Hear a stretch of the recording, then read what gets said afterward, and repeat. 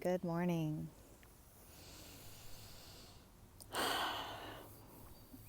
I am, hmm, how am I? I have a lot of emotions, and some of them, a lot of thoughts, and some of those thoughts are conflicting. And those emotions appear to be conflicting because how can I feel joy and grief and anger and feel so deep a surrender and so overwhelmed at the same time?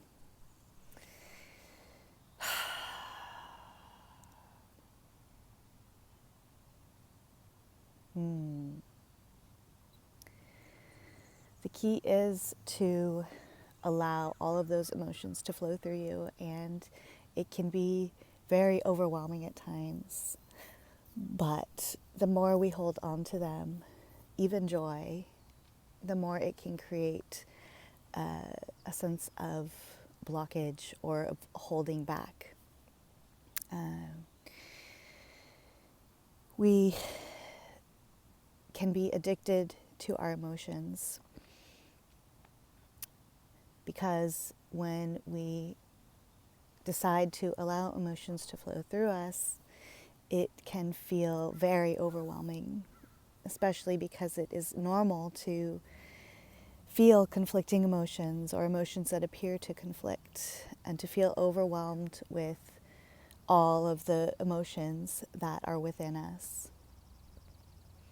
But the more that we practice allowing these emotions to flow, the easier it gets, and the more we can see the joy and the beauty in that process, in that flow.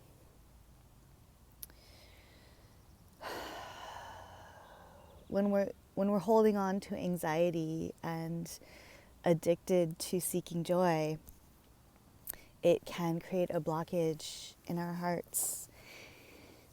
As we forget to breathe, we get stuck on an in-breath or an out-breath, that sense of waiting for the joy or seeking the joy. And so when we give up even seeking the joy and allow whatever emotions that arise to just simply flow through us, the irony is that that is where true joy arises. True joy is a sense of being able to flow with life through ups and downs, and to realize that we have the choice of the ups being way up and the downs being way down, or to smooth out the ups and downs and to find the joy in that ride, that nice smooth ride that occasionally might bump up a little bit or go down a little bit. But we have the ability to allow those emotions to flow through.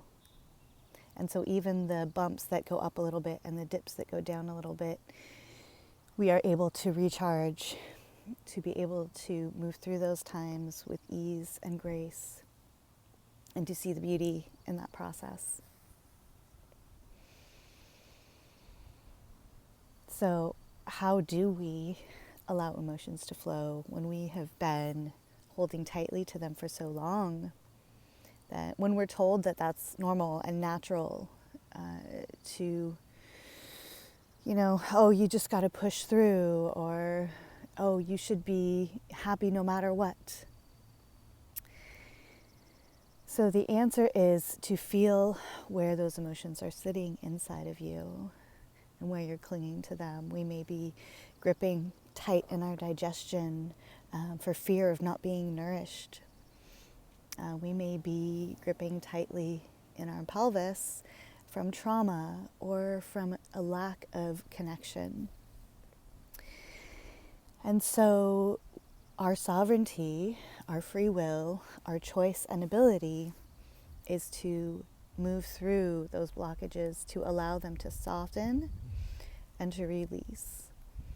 And sometimes in moving towards the soften and release, we have to move even deeper into the contraction, into the pain, into the heaviness of emotion.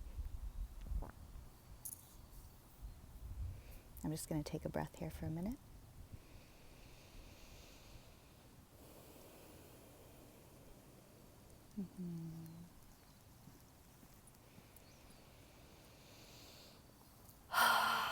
And that is one of the gifts of this time of shelter in place, is that we can choose to take the time to process all of these heavy emotions that are coming up.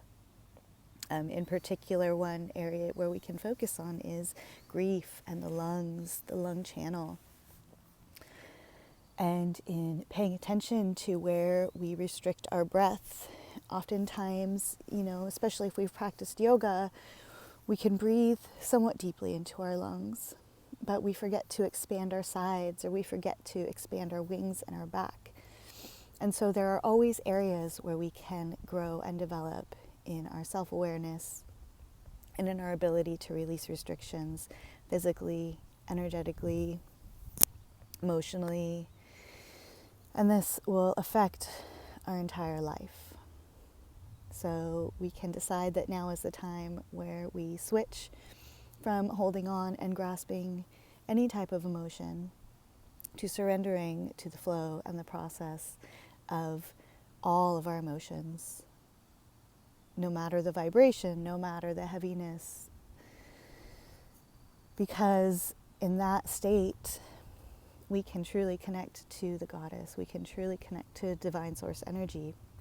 And their flow through us will create so much more joy, so much more radiance, will magnetize our abundance in just the right amount, will support our growth, our unfolding and contracting in and releasing out as it needs to happen, with ease and grace, with joy, with no hustle.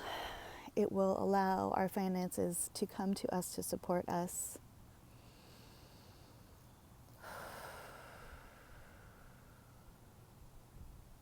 It will allow us to connect with the right people in the right times. Our intuition will guide us. And our intuition is really rooted in that connection with Goddess Earth and with Divine Source, because they hold a stronger connection to the greater wisdom. And so we can connect to that greater wisdom through them. Our bodies are not,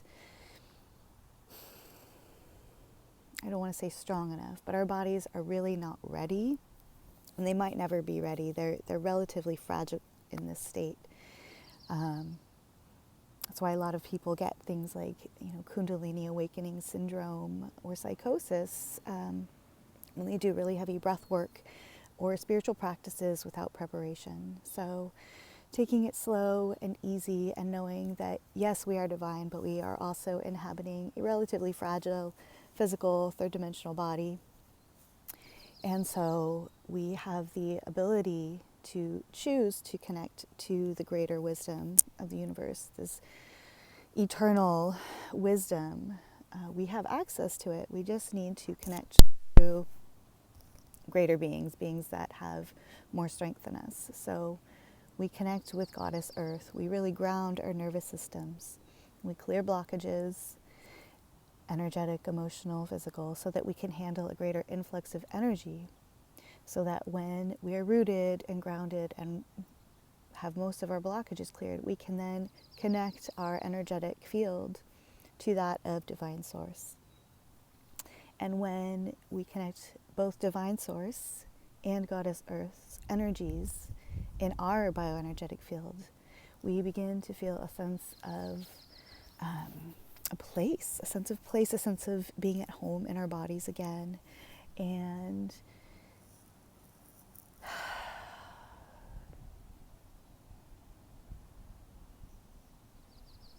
I'm trying to find the words for it. It's intuitive, inspired action that leads us just where we need to be at each moment in time, so we can begin to appreciate the present without being forced. I know through many years of my personal mindfulness practices, I always felt like not good enough because I wasn't present enough, or I wasn't doing what needed to be done each moment. telling myself that things that brought me pleasure or things that allowed me to deeply relax, that those should be pushed aside in favor of growth and progress. And in shifting my personal practice into a more intuitive, connected place, moving out of my head and into my heart, into my belly, into my womb, and connecting all of those centers with this universal flow, with the flow of the goddess, that it doesn't matter where I am or what I'm doing. If I'm feeling connected and feeling that flow, I am happy to be there. And so that enables us to weather these ups and downs, these stronger emotions, these heavier emotions, with ease and grace, with joy, knowing that as we can let go of the clinging, that we can find the joy in the process.